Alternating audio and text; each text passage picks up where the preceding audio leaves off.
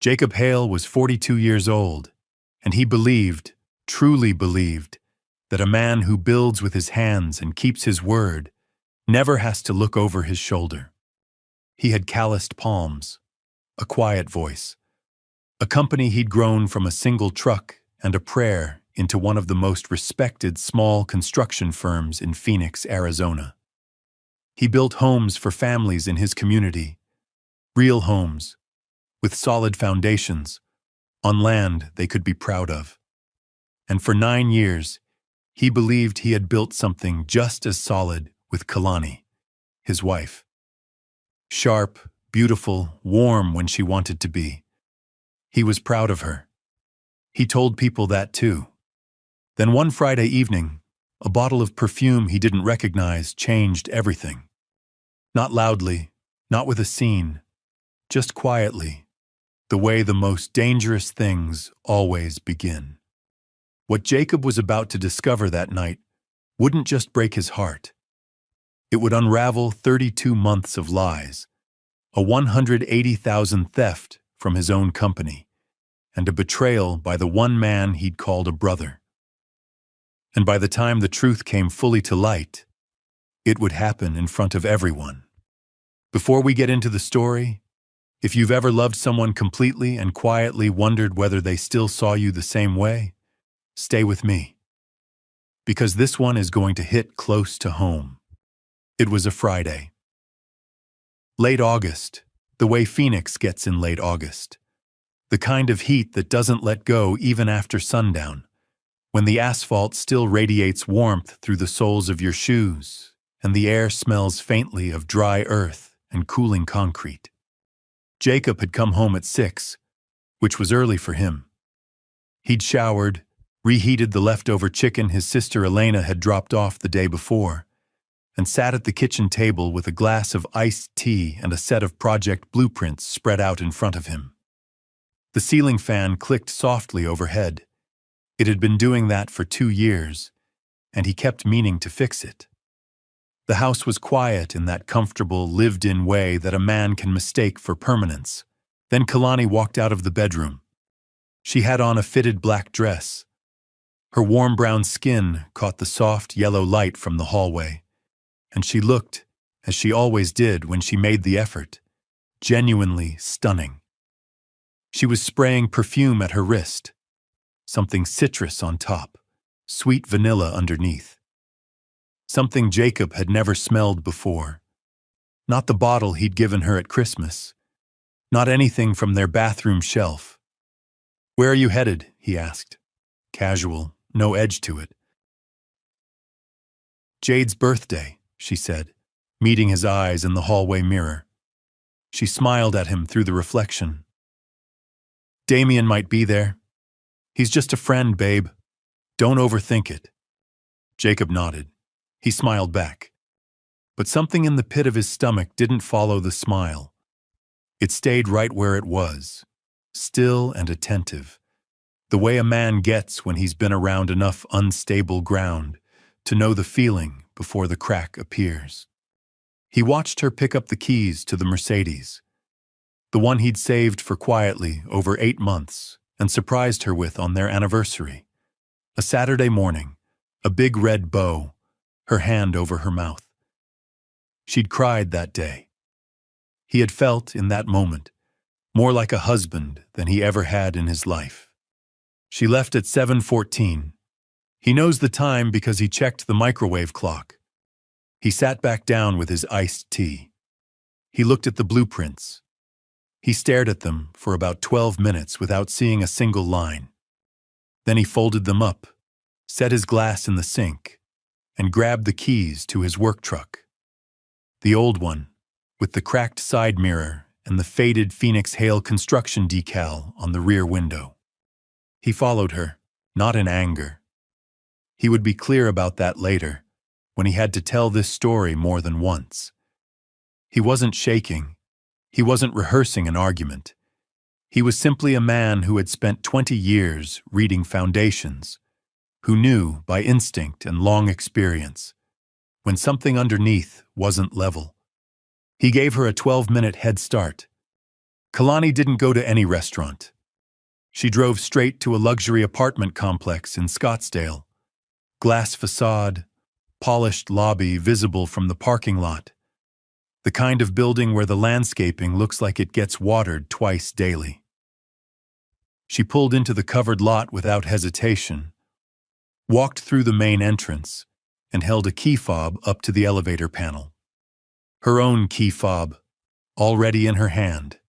No buzzing up, no waiting for anyone. She stepped in. The elevator doors closed. Jacob sat across the street in the darkness, engine off, hands resting on the steering wheel. The desert heat pressed against the windows. Somewhere nearby, a sprinkler system clicked on and swept across a strip of grass. He watched the lobby lights. He didn't move. He wasn't going to storm the building. He wasn't going to call her. He had no interest in a scene that would cost him everything he needed to know. He simply sat in the dark and let the weight of what he was seeing settle into him slowly. The way a crack in a foundation settles, quiet and invisible, until one day, suddenly, it isn't. After a while, he started the truck and drove home. He reheated nothing. He sat on the back porch in the dark until nearly midnight, listening to the desert go quiet, and he began to think with the same patience he brought to every difficult build. He would not tear anything down. Not yet. Not until he understood exactly what he was looking at. But what he was about to discover would hurt far more than the affair itself, and it would change everything he thought he had built. Stay with me, because in the next part, Jacob starts pulling on the thread, and what unravels goes all the way back nearly 3 years before that Friday night. The next morning, Jacob made coffee, kissed Kalani on the cheek, and asked how Jade's birthday was. "So fun," she said, reaching past him for the creamer. "You would have been bored." "Probably," he said. He smiled. He meant none of it. He was on the phone with Victoria Kane before he reached the job site. Victoria came recommended through a lawyer in his network, a professional investigator in her early 50s who drove an unremarkable gray sedan and charged a flat rate that Jacob would later consider the best money he ever spent. She was methodical. She didn't editorialize. The first time they met, she told him, "Mr. Hale, I find what's there. I don't find what isn't. You want the truth? I'll get it." He told her he did. So Jacob Hale became, for a while, 2 men at once. By day, he was the model husband, home on time, asking about her week, driving to the garden supply store on a Saturday for a specific fertilizer Kalani had mentioned once in passing for the potted ficus on the back porch. He fixed the backyard fence one evening by garage light, hammer falling in steady rhythm while the neighborhood slept. His neighbor Harold leaned over the fence at some point and said, "You know it's 10:30, right?" Jacob laughed softly and kept going, but in the quiet hours, he was doing the kind of accounting that a man does when he suspects the blueprint he's been building from was wrong from the start. He thought about missed signals, reread old text messages, turned over memories the way you turn over a stone that's been sitting flush in the ground for so long, it left an impression. "I build houses for others with sweat," he thought one night in the garage, sitting on an overturned bucket with a warm ginger ale going flat in his hand, never realizing my own foundation had been cracking. Victoria delivered her first report in 8 days. Plain envelope. The luxury complex in Scottsdale, Unit 1402, registered to one Damian Cross, age 35, a commercial real estate investor. Kalani had entered and exited the building 4 times in 10 days. Key fob access confirmed each time. And then the line that stopped him cold. The relationship between Kalani and Damian Cross had been ongoing for 32 months. Jacob read that number twice. set the envelope on his workbench, picked it up, and read it a third time. 32 months. He walked inside, opened the junk drawer in the hall table, and found near the back what he was looking for. A receipt from a jewelry store in Sedona. 2.5 years ago, a silver necklace he'd bought because he'd overheard Kalani admire it in a shop window during a weekend trip. He hadn't even been sure she'd seen him notice. He paid cash, wrapped it in tissue paper from the hotel gift shop, gave it to her over dinner.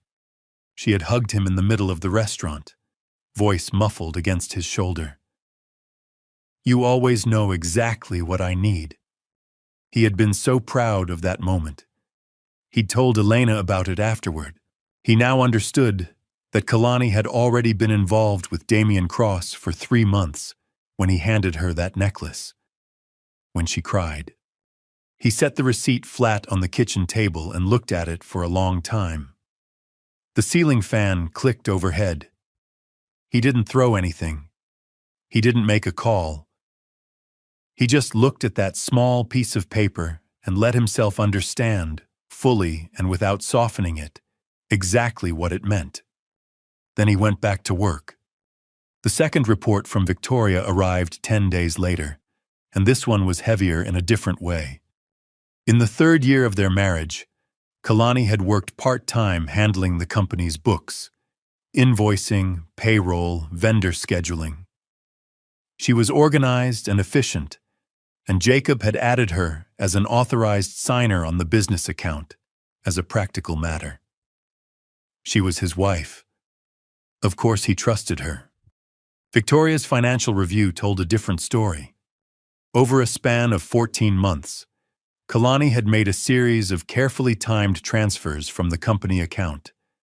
Amounts calibrated to stay below reporting thresholds, spaced between busy stretches when Jacob's attention was on contracts and crews and deadlines.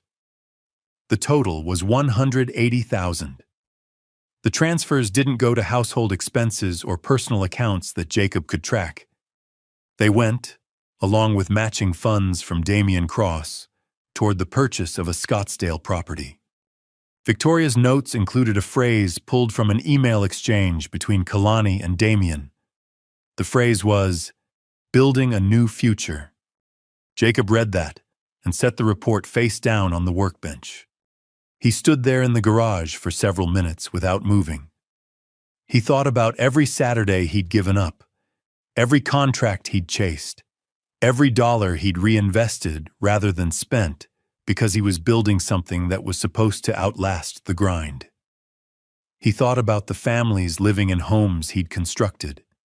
He thought about every employee he'd paid on time, without fail, no matter what that required of him personally. $180,000. He picked up his phone and left a message for Nathan Cole, the best contract attorney in Phoenix. Then came the thing that hurt in a different register entirely. The third piece of Victoria's report contained a name Jacob already knew well. Ryan Brooks, Kalani's younger brother, 29. Loud at cookouts, always short on hot sauce. The kind of man who told the same 3 stories at every family gathering and somehow got a laugh each time.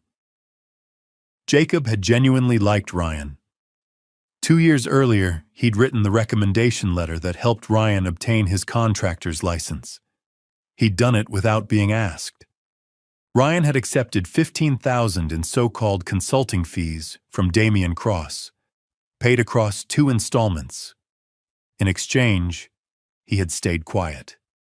He had been aware of the affair and the financial arrangement for 14 months.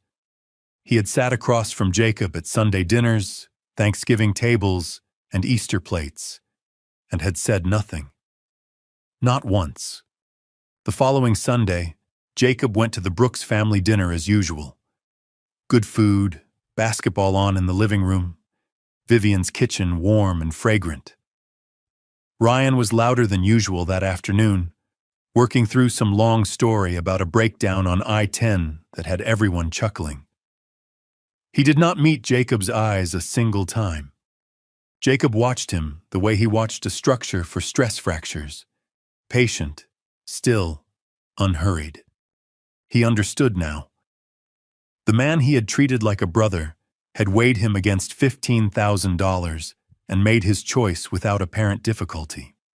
Jacob drove home slowly that evening under the wide Arizona sky.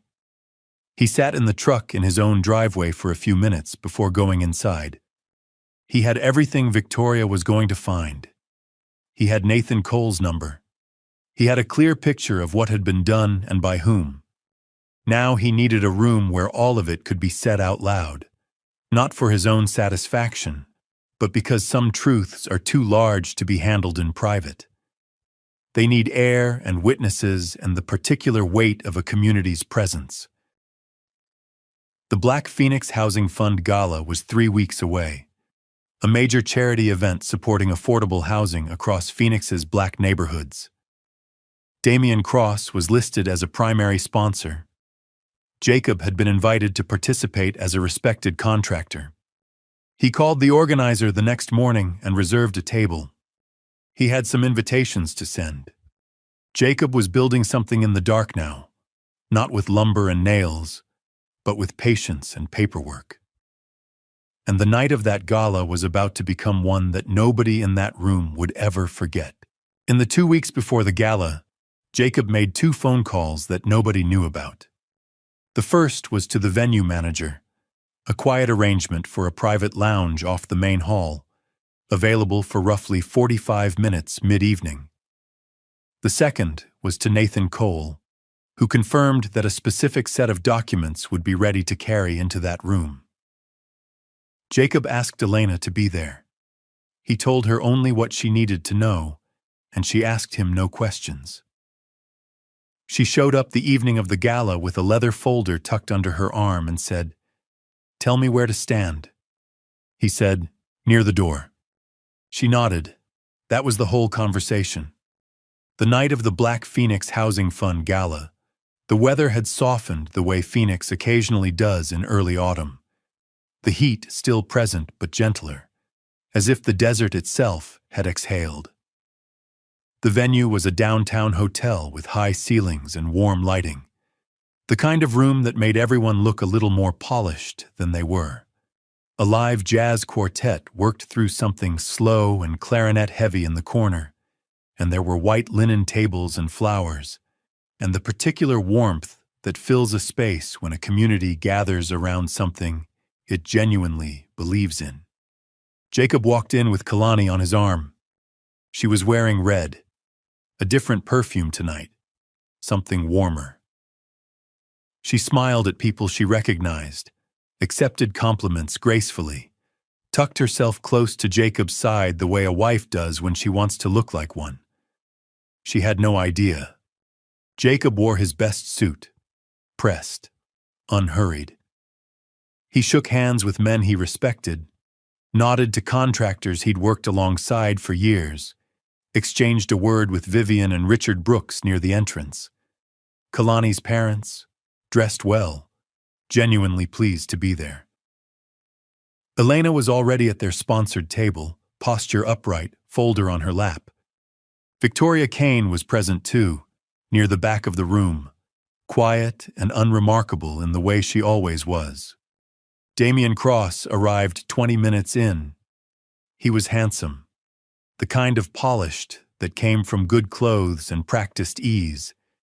He was holding a champagne flute and laughing at something as he crossed the room, completely at home in his own event. He caught Kalani's eye from across the space. Something moved between them.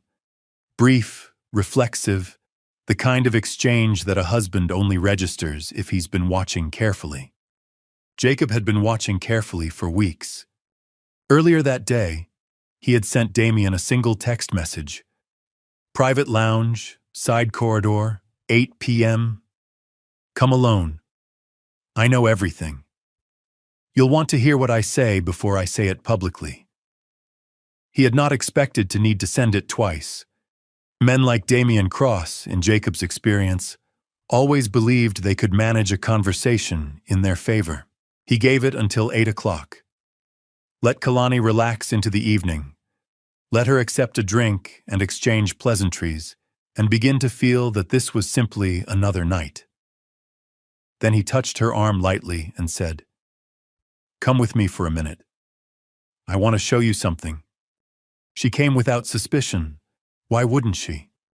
The private lounge was just past the corridor with the tall mirrors. When Kalani walked in, she found Ryan already seated, his parents on either side of him.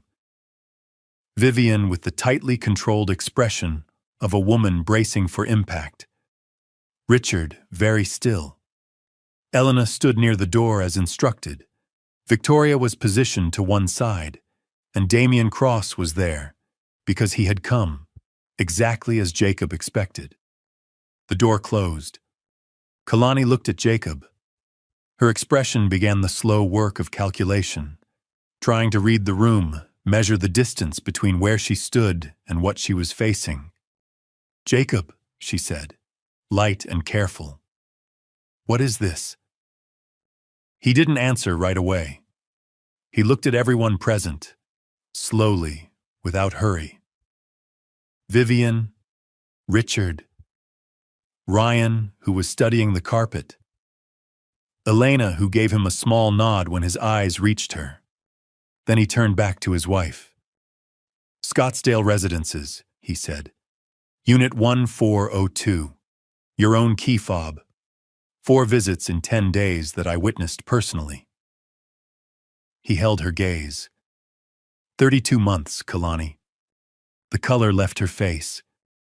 "I know about the Sedona trip," he continued, his voice remaining level. "The silver necklace. You were already 3 months into this when I gave you that gift. When you hugged me in the middle of that restaurant." He paused. "I needed that said out loud, in front of the people who love us, and the ones who should have said something themselves." He turned to Ryan. The room became very still. "Ryan." His voice didn't rise.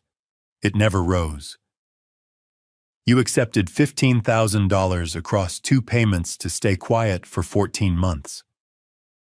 He reached into his jacket and placed a folded bank statement on the table in front of Ryan. 2 transfers from Damien Cross's account, 3 months apart. Ryan Brooks as the receiving party. "You sat at my table. You ate food I bought. You watched me work and said nothing." Ryan's jaw moved. Nothing came out. Then Vivian made a sound. It was not a cry exactly. It was the sound a woman makes when something she built, or believed she built, fails in a way that cannot be quietly repaired. She pressed both hands flat on the table and looked at her son. Vivian was a strong woman. She had been a deacon's wife for 30 years, ran the church food pantry, organized the community bazaar every spring. Grandchildren called her on Sundays. She was not a woman who fell apart.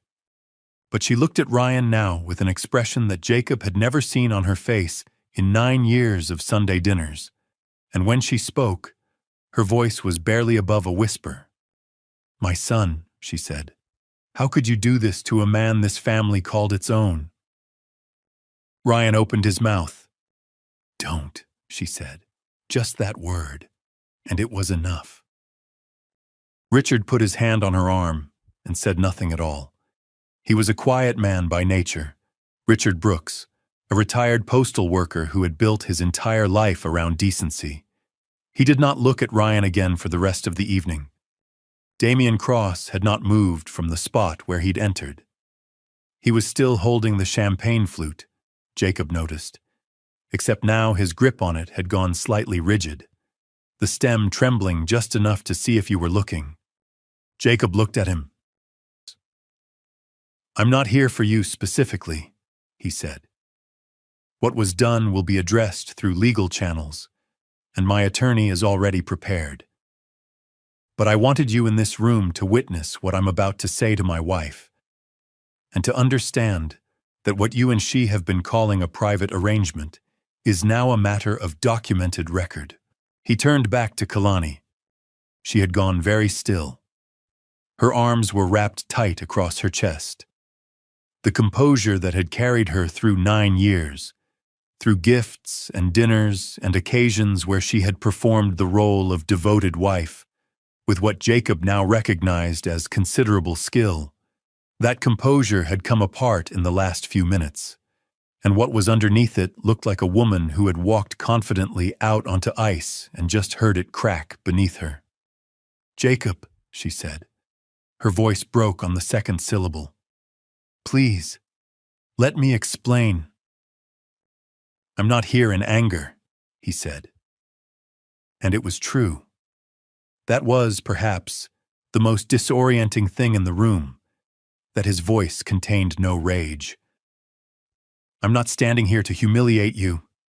I'm standing here because I needed this to be real." Said out loud, in a room where it cannot be undone or quietly rewritten. He straightened his jacket.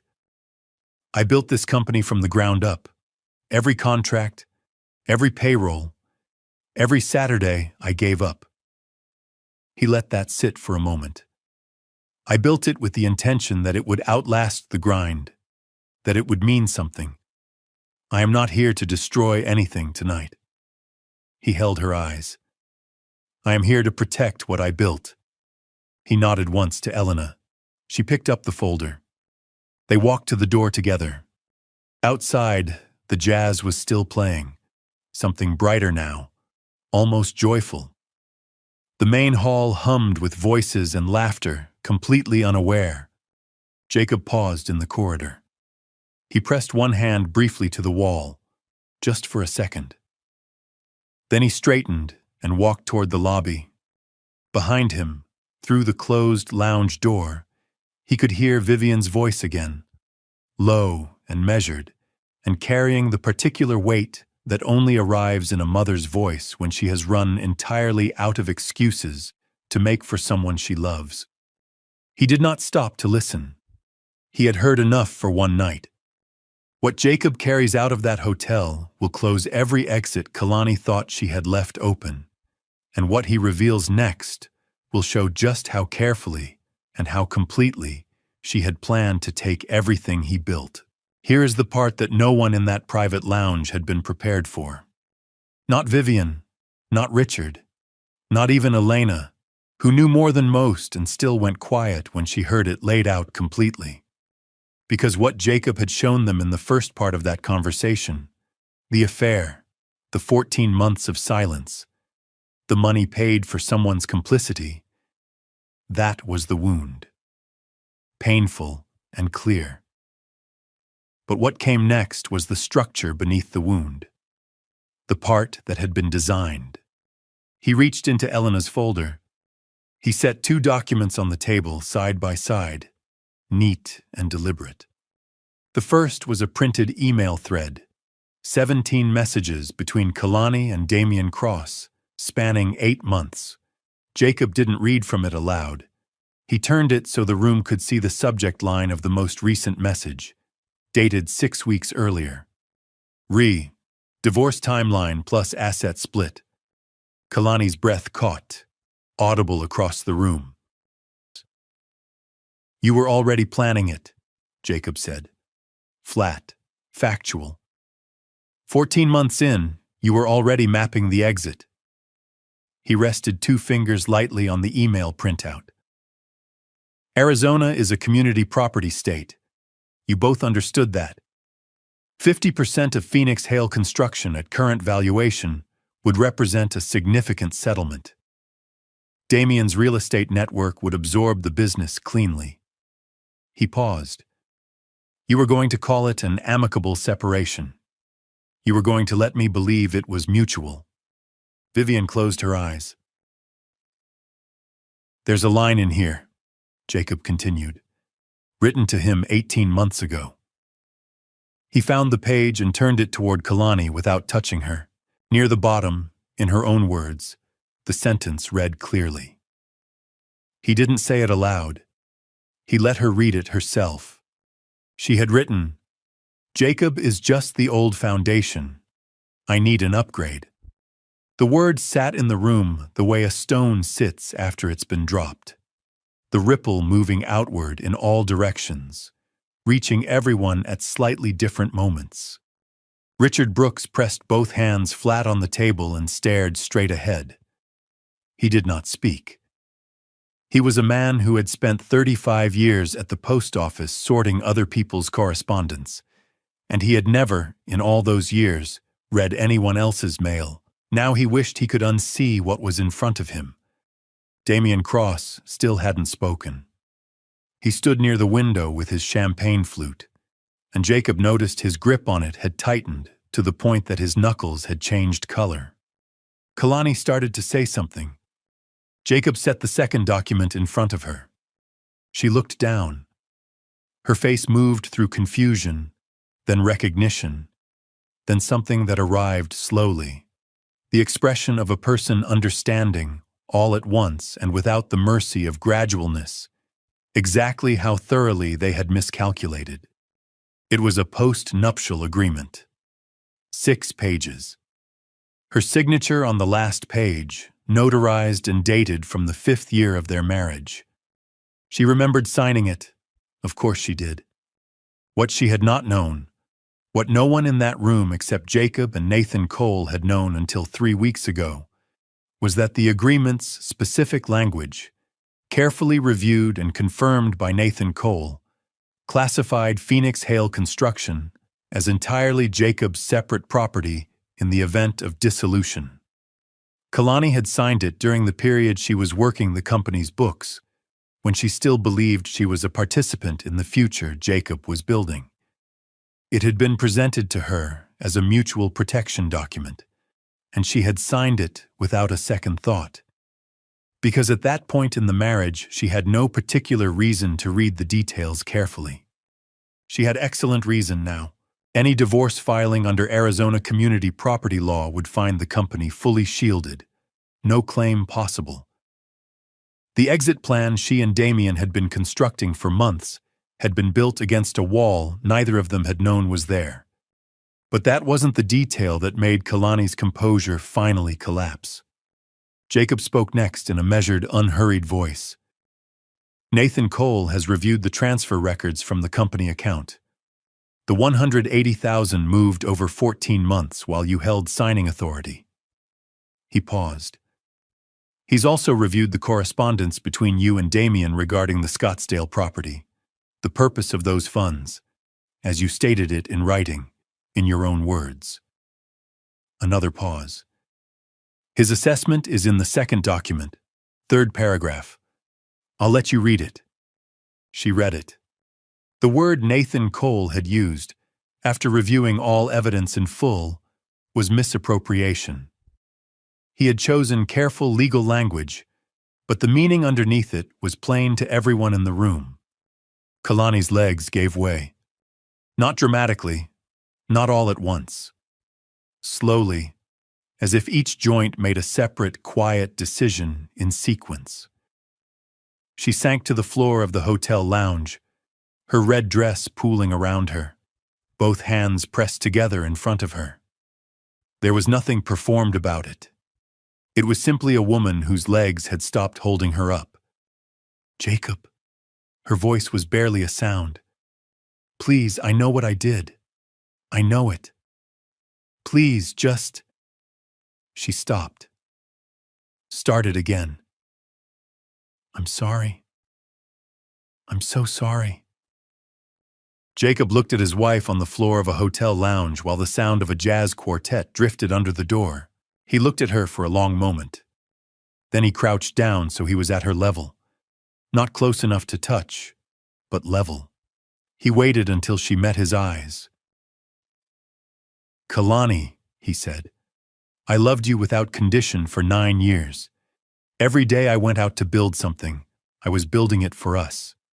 I want you to know that was real. Every bit of it was real. His voice remained steady, not cold, something quieter than cold.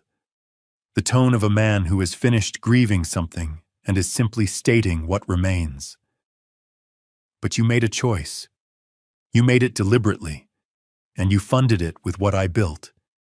And you planned to take the rest when you left. He held her gaze. So I made a choice too. And Nathan Cole has been executing it for 3 weeks. He stood. He buttoned his jacket, smoothed the front of it once with his palm. A small, ordinary gesture that somehow carried the full weight of finality. You chose a life without me, he said. I'm choosing a life without you. He turned and walked to the door. Elena was already there. She tucked the folder under her arm, looked at the room one last time with the honest, tired expression of a woman who has watched someone she once welcomed into a family make choices that cannot be recalled, and then she followed her brother out. Damian Cross had not moved. He stood exactly where he had been standing for the last half hour, in his expensive shoes, with his champagne flute, in the particular stillness of a man who has just discovered that every angle he'd calculated was wrong. He was looking at the empty space where Jacob had been standing. Jacob passed through the lounge doorway without a glance in his direction. Out in the corridor, the main hall was full of sound, music, conversation, laughter, a community gathered in good faith, completely unaware that the evening had contained something else entirely just off the main room. The world kept moving, as it always does. Jacob and Elena walked through the hotel lobby side by side without speaking. Through the glass doors, out into the Phoenix night. The desert air was cool at the edges now, and the sky above the city was enormous and dark and clear. Jacob stood on the sidewalk for a moment. He took one full breath. He let it out slowly. He didn't feel relief. Not yet. That would come. But slowly, over months, the way recovery comes. Not all at once, but in increments. Each one barely distinguishable from the last, until one day you realize you've been okay for a while and can't identify exactly when it started. For now, he simply stood under the Arizona sky with the night air on his face and his sister a step away. He had said what needed to be said. He had protected what he'd built. The rest, the legal proceedings, the paperwork, the unwinding of 9 years, was already in motion. He looked up at the sky for a moment. Then he walked to his truck. Jacob walked out into the night having done everything right, and what the next morning brought would close every chapter of this story that Kalani had hoped to keep open. Monday morning, Nathan Cole filed. By 9 a.m., the divorce petition had been submitted, and a motion to freeze all shared accounts had been granted, pending the financial review. By 11, Kalani had received formal notification regarding the misappropriation claim. By early afternoon, the post-nuptial agreement had entered the record. Jacob was at a job site by 7, same as always. A small residential project in South Phoenix. 3 homes for families he'd had on a waiting list for 2 years. He put on his work boots, said good morning to his crew, and spent the day doing what he had always done. Building. Kalani moved back into her mother's house within the week. The Scottsdale property, purchased with her transfers and Damian's matching contribution, was immediately entangled in the financial proceedings. What had seemed like a foundation for a new beginning was now a liability, a line item in a legal file that neither of them had anticipated having to explain. Damian's attorney, reviewing the documented paper trail that Victoria and Nathan Cole had assembled, advised him plainly that his position was weak and that cooperation was strongly preferable to contest. He agreed to settle. He was not, as it turned out, a man built for situations where the paperwork had already been done by someone else. The financial recovery, structured through the civil proceedings rather than a criminal filing, was written into the divorce settlement. Jacob had considered both options carefully. He talked it through with Nathan Cole over 2 long meetings and made his decision. Civil recovery.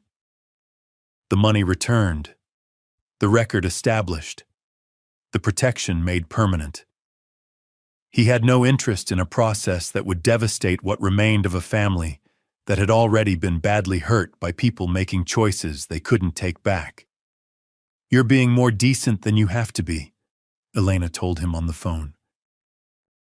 "I'm being exactly as decent as I choose to be," he said. "That's enough." She let it go. She knew her brother. Between the post-nuptial protections and the settled recovery, Jacob walked away from 9 years of marriage with his company fully intact, his financial position restored, and his reputation in the Phoenix construction community entirely undamaged. Kalani had kept the affair quiet within the broader community, which meant that when she began, in the weeks after the gala, to characterize the marriage as something Jacob had made difficult, distance, control, emotional unavailability, she found the account difficult to circulate. The people who knew Jacob Hale knew him specifically. They had watched him work, watched him show up, watched him conduct himself with the same steadiness at a cookout that he brought to a job site. A version of Jacob that required them to forget all of that was simply not a version they could hold. The alternative account did not travel far. Ryan's situation resolved itself through the natural consequences of exposure. Damian Cross, navigating his own legal complications, stopped returning Ryan's calls. 2 colleagues in the property management industry became aware of the circumstances. Word had moved efficiently through the network that Nathan Cole operated in, and discretion was not something Damian had earned. Ryan's employer, upon learning the outline of what had happened, concluded that his continued presence was not in the company's interest. Ryan was let go. He came to his parents' house on a Sunday and tried to account for himself. He had assembled a list of reasons. He hadn't wanted to interfere between a husband and wife. He hadn't fully understood the scope of things. The money had been framed as something benign at the time. He delivered this explanation in the living room while Vivian sat at the kitchen table with a cup of coffee going cold in front of her, looking out the back window. When Ryan finished, she was quiet for a moment. "You had a chance to be a man," she said finally, still looking out the window, "and you priced yourself instead." She turned and looked at her son. "I know what that cost you now, and I know it's not enough to undo what you chose." She shook her head slowly. "Go home, Ryan. We'll figure out what comes next." "But not today," Ryan wept. Vivian did not. She had moved past weeping into the harder, longer work of deciding who she still was after all of this. Richard Brooks called Jacob 2 weeks later. He was not a man who made long speeches. He had 35 years at the post office, a faith he practiced quietly, and a code of decency that had been the actual structure of the Brooks household long before anyone else in it had thought to say so. He said, "I want you to know that none of what happened in that family had my blessing or my knowledge. I failed to see it, and I'm sorry for that." He paused. "You were good to us. I want you to know I see that." Jacob said, "Yes, sir. Thank you for calling. That means a great deal." After he hung up, he was in the kitchen, his kitchen, the house quiet the way it was now, the way he was learning to let it be. He stood for a moment. Then he looked up at the ceiling fan. It had been clicking for 2 years. He had always meant to fix it. He went to the closet, found his toolbox, carried a chair over from the dining room, and had it sorted in 20 minutes.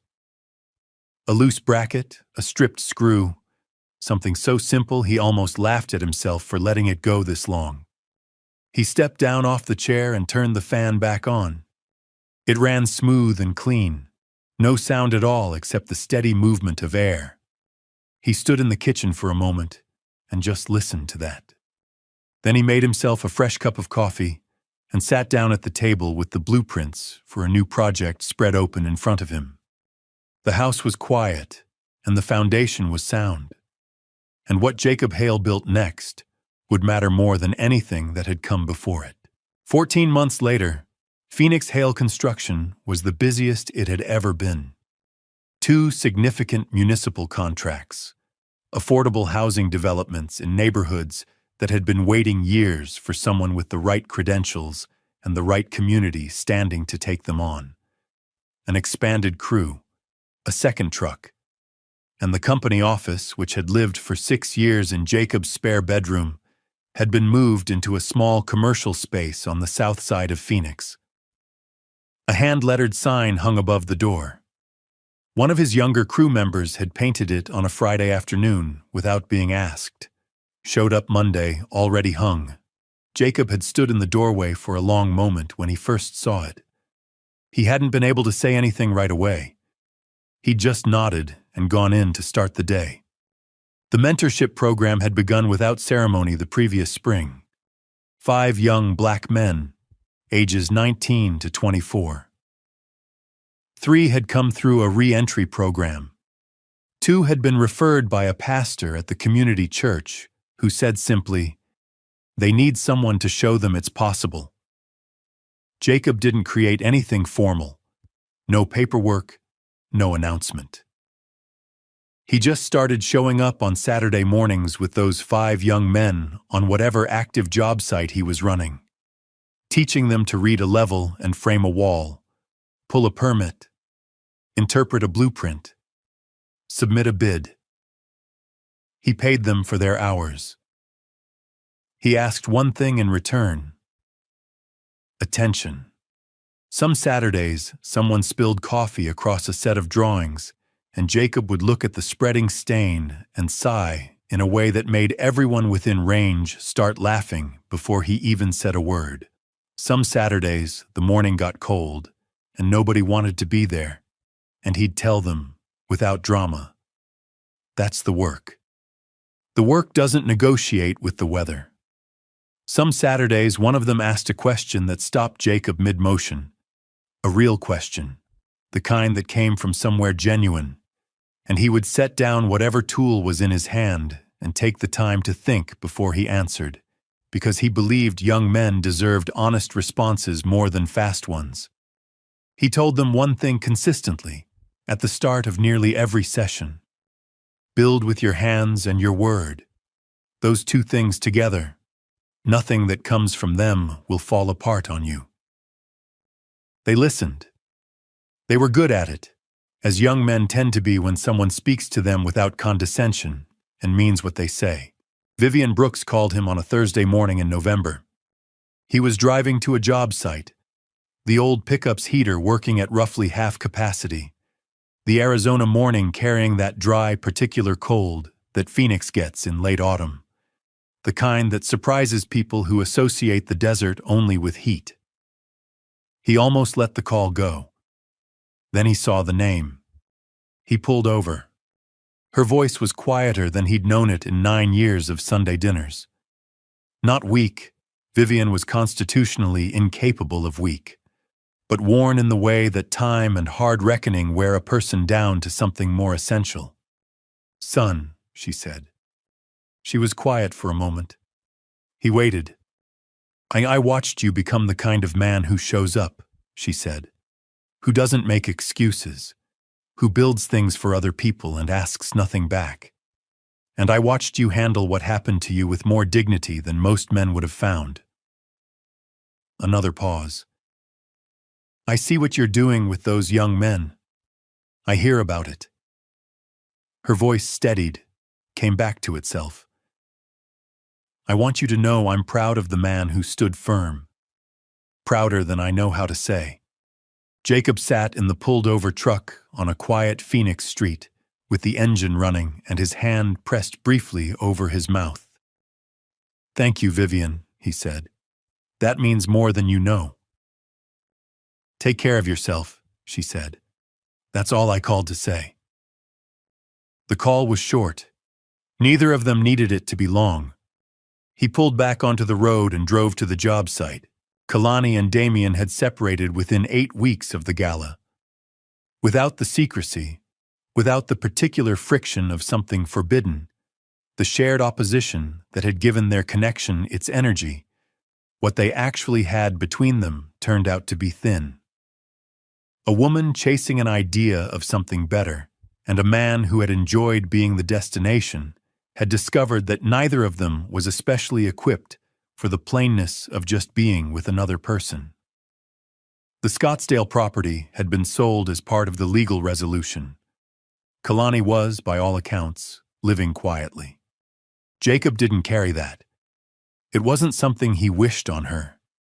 It was simply something that had resolved itself in the way that things built on instability tend to do.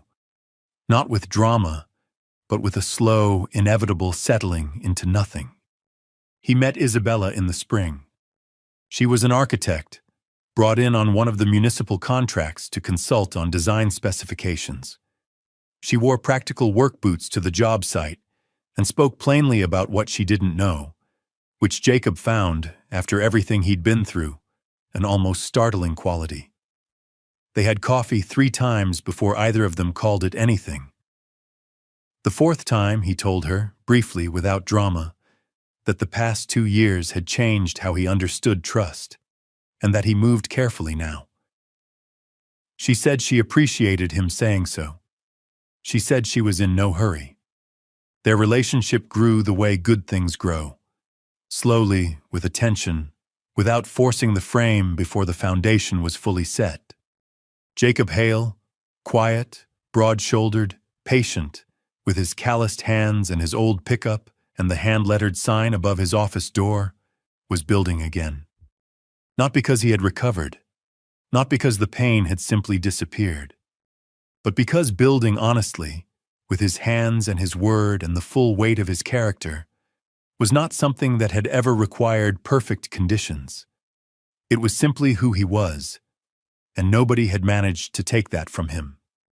This story teaches us 3 things worth sitting with.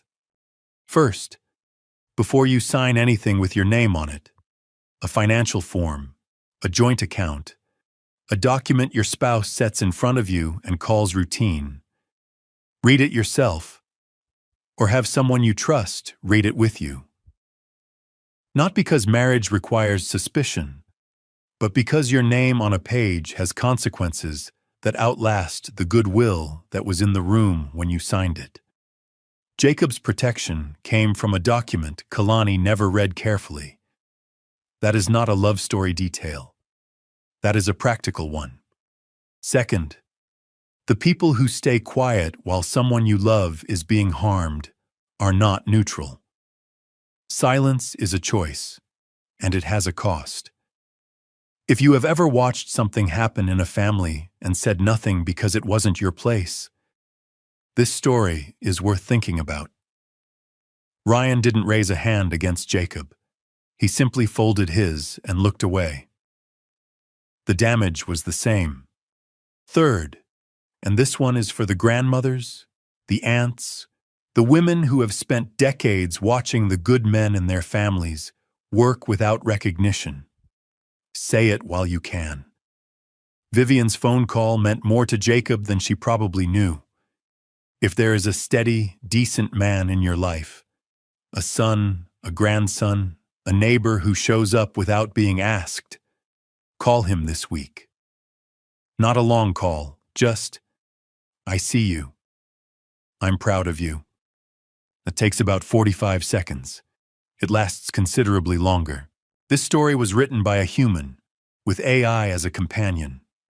It was born from a simple wish, to awaken the belief that kindness still exists, and no matter how many trials life brings, there are always moments of justice and quiet miracles waiting for those who deserve them.